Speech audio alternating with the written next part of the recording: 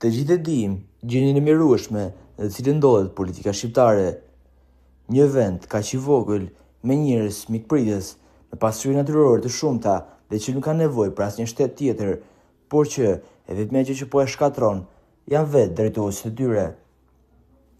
Të gjithë e dim protestat që po bëhen tashmë ditë pas dite për të rrëzuar qeverinë.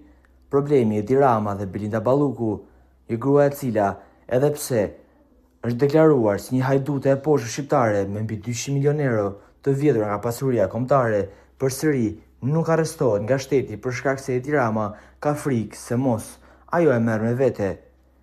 Por duket se problem tjetër ka pasur Partia Demokratike me në krye Sali Berishën. Deputeti demokrat Besar Xhaferi është parë me sotme në protestën e lëvizjes Shqipëria bëhet te Adriati Klapaj.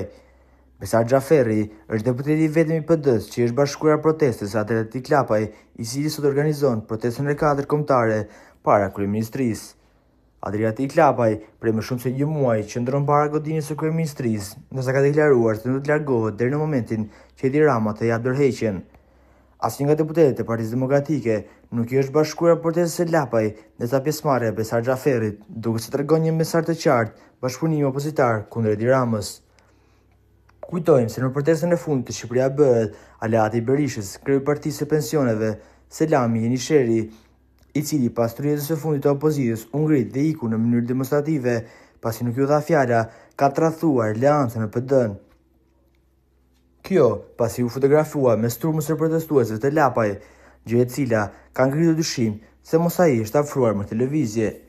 Por duket që Sali Berisha nuk ka vrarë mendjen për të tradhti, pasi ai ka qëndrimin e tij politik dhe do të rrëzojë vetë Edi Ramën. Po ju çfarë mendimi keni? Komentoni mendimin tuaj dhe mos harroni të shtypni butonin subscribe për të mos humbur asnjë video të re rreth kanalit ton. Ju faleminderit.